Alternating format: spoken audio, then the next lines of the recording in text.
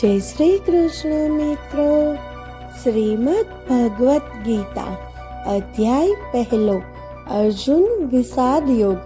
શ્લોક 32 અને 33.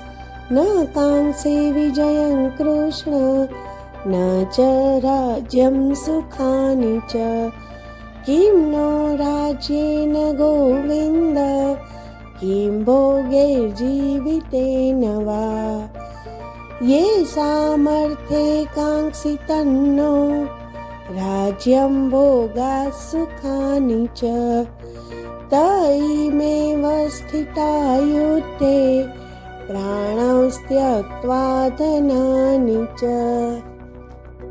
અર્થાત, હે શ્રી કૃષ્ણ, હું આ રીતે ઉપાર્જિત વિજય, રાજ્ય કે સુખની પણ ઈચ્છા રાખતો નથી.